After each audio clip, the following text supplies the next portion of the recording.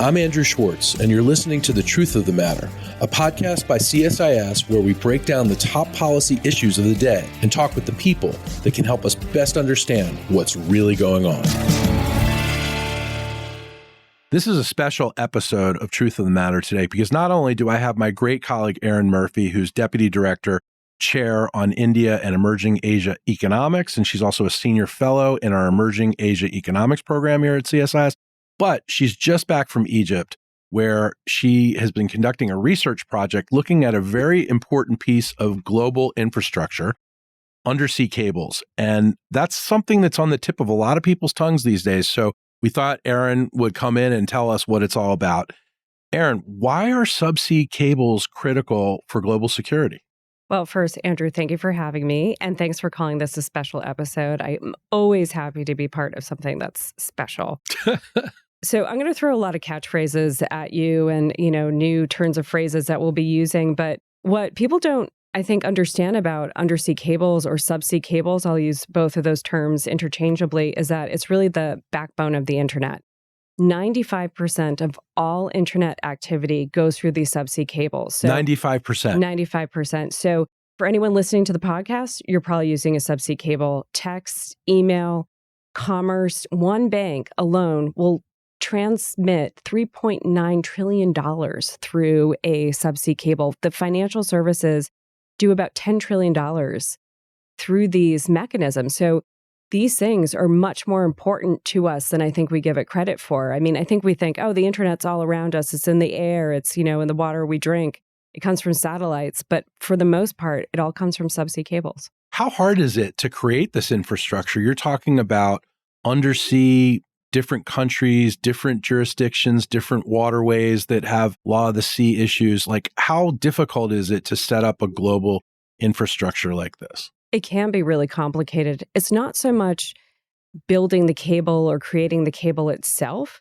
It's actually getting to the permitting, the regulation, getting visas for the crew. There's safety issues in some of these areas, especially for Egypt, where you have the Red Sea. You have issues with Houthi rebels that are accidentally cutting cables, but there's also a question of whether or not they might intentionally cut cables. But for any ships to go out and try to repair the infrastructure, they can't get any insurance to do that. Because they'd be a sitting duck for the Houthis coming from Yemen. Exactly. And you can't be like, well, excuse me, rebels, I need to fix this cable so we can continue our e-commerce. They don't roll like that. Not really, No. turns out. And then you have pirates. Yes. And that's a problem from Djibouti and Yemen. And it becomes a real issue, especially in the Egypt case. But for others, it's really just the basic bureaucracy that you have to deal with in making sure that you get the rights to be the maritime rights, the permitting rights, the regulatory rights, and the fees associated with it. So governments don't necessarily make it easy. But yeah, in terms of laying the cable, you're actually putting it on the ocean floor. Right. So, I mean, I don't know if we're laying any in the Mariana Trench, but you have to figure out, where is there a lot of seismic activity? Where are there a lot of fishing vessels that might accidentally drop anchor? What sort of terrain do we have down there in terms of rocks? And I don't know. I don't think there's a lot of whale or shark attacks on subsea cables, but you have to think of all this when you're laying it. So it does take a lot of thinking. All right. This is fascinating. Tell us, though, why you went to Egypt and what did you find while you were there? So here's another great catchphrase. Egypt is really at the crossroads of connectivity for the Middle East, for Africa, and for Europe. What we discovered in our research, and even from talking to people there, is that 17% of global internet connectivity goes through the subsea cables that Egypt basically monitors, operates, and allows to be laid there. They have 40% of the subsea cable landings for Africa. They really are at the crossroads for so many regions. And going there, we really got to understand, I think, what role they play in global internet connectivity, what role they play for the region, but also the threats and competition that they have. The threats, just mentioned the Houthi rebels, the pirates, all this fun and exciting stuff for people who do research but don't actually have to go out and lay these cables and fight these rebels. But other countries in the Middle East, like Saudi, Oman, Jordan, are trying to figure out, are there alternative routes for cables to go? And for Egypt, this is one of their primary economic powerhouses. Sure. And so they want to keep it there. They definitely want to keep it there. And so the potential for other competition. So how do you deal with the security threats? How do you deal with the regulatory challenges? How do you deal with making sure that you're still kind of the number one provider and opportunity in the region? So they have multiple things that they have to think about. That's really a lot to think about for us. And what I want to ask you, though, is why is this now so prevalent in the news? We keep seeing this in the news. So I think what brings this to the forefront of the news is in the fall, there were several cable cuts in the Baltic Sea and a lot of questions of whether or not they were intentional or accidental. It was thought that it was done by the Russians, or? Yes. And, there was a Chinese flagged ship that possibly was involved. But since 2022, cuts in the Baltic Sea have increased rapidly, which, happens to coincide with the Ukraine war. Now, if you ask Russia, did you do this? They're like, well, I don't think so. It was probably an accident.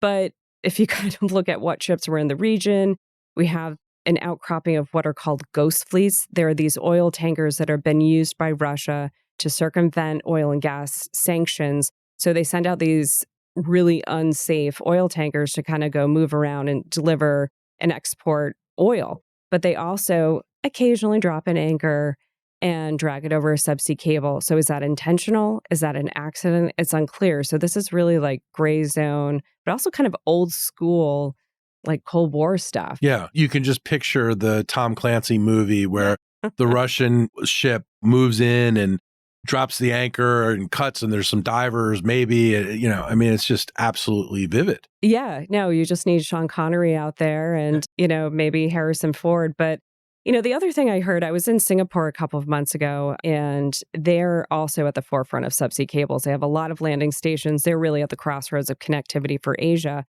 And I think there was some surprise that there was a lot of interest in subsea cables. And I think part of it becomes, people discovering where their internet comes from. So if it gets cut, you're kind of SOL here. Like, what are we going to do?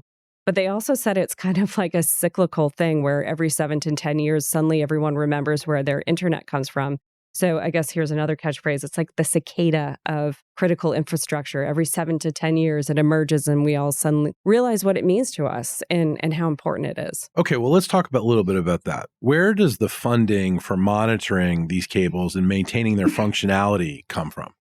So it's mostly built, owned, operated, and maintained by the private sector. Right. And so there's really 4 main countries that are involved here. It's the US, France, Japan, and China.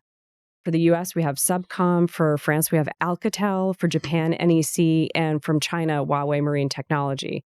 Now, there's other tech companies that are getting more involved. They really use the bandwidth, but they're starting to kind of look at building cables themselves. In the industry parlance, it's hyperscalers. So that's Google, Meta, Amazon, and Microsoft. But they're the ones that are going out and getting the permits to lay the cables. They manufacture the cables, they lay them down, and then they monitor and repair them. So, Erin, what's really threatening these in the world right now? We talked about Russia a little bit. Is Russia the biggest threat? And what steps are countries such as the United States and our allies taking to counter this? The biggest threat to subsea cables are really accidents, but there is a growing question around the intentional cuts and sabotage. So when you're looking at who the biggest threats are, it's really Russia and China in terms of state actors. And then, of course, you have the non-state actors. The pirates and so forth. The pirates and the rebels. And, you can use your imagination in saying, well, this is critical infrastructure. For anyone who doesn't like someone, you could always cut it. Different regions are dealing with it a bit differently. So Europe, I think, has been the real focus of cable cuts because there's been so many, and it's been kind of mysterious as to who's been doing it. European governments have really pointed fingers at the Russians and what countries are able to do through naval operations or through their right as sovereigns. They're able to board the ships. They're able to ask questions, investigate. You don't have to be suspicious or anything, but you can do that. But what NATO itself has been trying to do is to beef up its naval and air force presence in the Baltic Sea. But when you think of where these subsea cables are, the ocean is a vast place. Huge. We don't necessarily have all of the capabilities to do that. They've deployed subsea drones to be able to monitor the cables. There's discussion of tech advances, whether it's underwater sensors to kind of give you a picture of what a subsea cable looks like and the environment around it, including any ship that transships over it. NATO has also created a task force in January 2023 on resilience of critical infrastructure. They're really good at creating groups, but in terms of what they can do, somewhat limited. There's options through the UN and global initiatives, but for the most part, it's a big ocean and a big sea. So, Erin, you mentioned this is a big business for the United States, companies and other companies around the world. What is the United States doing to help mitigate the risks, mitigate some of the sabotage? And really, what are some of the recommendations for policy that you're coming up with and developing to help our government understand this better? Sure. So the US is doing a couple of things. One thing I would do as a shameless plug is in December, we hosted the Department of Homeland Security here for an event, and they just issued a white paper on subsea cable infrastructure. So there is still a real focus. It's a bipartisan issue. So I do expect that this focus is going to continue. In fact, there's evidence that it will continue to be important because during the Trump-Modi visit, I just get so emotional talking about it. They did mention joint cooperation on subsea cables, and that was the first time that that had been brought up and pushed. So there, I think, is a real effort to work with other countries where there might be a lack of cable infrastructure or that might be friendlier to trying to, at least in the global competitive nature of subsea cables and trying to kind of push China out, finding other partners to work with to either build the network, have a more permissive regulatory environment to allow other companies to be able to do so, friendlier companies, but also potentially for joint patrols in terms of, Bay of Bengal or elsewhere. I mean, South China Sea is obviously going to be a concern as well. But the U.S. has also had sort of a self-awareness in recognizing that they were part of the problem. And that's been mostly on the regulatory side. The Jones Act still has an impact, especially when it comes to Jones Act's Law of the Sea. Yeah. Yes. Can you explain what that is for our listeners? Not too many people know what the Jones Act is. I should have looked it up a little bit more. So audience, this is your chance to kind of fact check us, especially. But it's kind of the gift that keeps on giving. And it was really kind of meant, it was paved with good intentions, that road of Jones Act. Yes. To really kind of help provide national security and protection for American industries. But what it has done has, especially when it comes to the cable industry, is prevented giving visas to international crew or having them be able to board. So instead, they're like prisoners of their own ships floating out at sea. So anyway. I felt like that on a cruise once. Were you out cutting cables, Andrew? No, I promise I wasn't. This was way before my time. This is when I was in college. So I don't know that we had too many undersea cables back then. Technology has come a little bit of a way. But back to what the U.S. is doing as well is, I think what we're seeing, and this would be one of my recommendations, is that the government's perception of threats versus a private sector company's perception of threats are actually quite different. When you talk to the U.S. government, they're concerned about espionage and tapping cables. When you talk to the private sector about that, they're like, who could possibly tap a cable and be able to capture terabits of information per second? And maybe not now, but in the future, we see China gobbling up data left, right, and center. They're able to intercept information in repeaters in cable, which repeaters are placed about 60 to 80 kilometers, if you can do the math and whatever miles that is. It's meant to continue to boost the signal and really keep the speed and connectivity going. They can also do it at a spur. So what's a spur? On a cable, if they're looking to branch off to another country, they'll put a spur there. It's really no bigger than this microphone. So if you put your hands together, that hole is probably about as big as what a spur would look like or a branch. A subsea cable is really not too much bigger than a garden hose. So trying to understand, so private sector can't really fully understand that. But when you talk to the private sector, what are their challenges? I mentioned the permits and the regulatory issues, but it's also not the biggest money-making industry either. When we used to have, with the private sector companies, a lot of ships that were able to maintain, go out there. There's not a lot of cable repair ships anymore, and most of them are from China. That's where you start getting into the espionage sort of thing. And it's expensive to maintain a ship with the crew and to be ready to go. You don't know when an earthquake is going to happen. You don't know when an accident is going to happen. So to try to have all these ships at the ready. So working with other governments and with their navies to try to see, do we have ships that are able to do this? Can we do some capacity building with that? But, what it comes down to is communication between governments and private sector about what their threat perceptions are, what they need to build redundancy and resiliency into these subsea cables so that we can continue to do our day-to-day things. You can listen to podcasts like this, but, the world doesn't completely melt down because we can't do financial transactions or, turn on our laptops. Okay. So given all you've said, and you've touched on China a number of times, what this really is in a lot of ways for the United States is competition with China. Mm-hmm. It's more economic competition with China. Mm-hmm. You and our colleagues have a real focus on that competition. Frame it in terms of that. So of the 4 players that I mentioned that are the private sector players, Huawei Marine Networks is one of those 4. Now, they have a small percentage of the overall industry, but they're growing. They also have quite a foothold into the cable repair system. They're all over the Indo-Pacific. Japan is doing its best to lay cables, but it's not even just on the economic side, but it comes down to the diplomacy side. If a country is friendly to China and they're going to get more affordable connectivity, no strings attached that are at least visible. Don't care that China's going to steal their data. Right. Because, maybe they buy the argument that, so what, it's terabits of data and already all our lives are out there with social media and whatnot. That when it comes down to, can we have an e-commerce business to run our economy or not, because we have to wait for the United States to see if they're friendly towards us, they're going to choose China. And sometimes it's not economically feasible for them to go with the United States. It's a price-driven decision. And we're seeing that with a lot of countries that are still emerging from the COVID pandemic, that are still trying to build up their own economies because they were developing or emerging. And it's just a really challenging time. So it does behoove the United States to continue to be economically engaged in the region, see where the long-term benefits are, and especially that we have 5 treaty allies there. We have several thousand U.S. troops posted throughout the Pacific Islands, whether it's Guam, Hawaii, but also throughout Japan, Korea. They have to use these subsea cables too.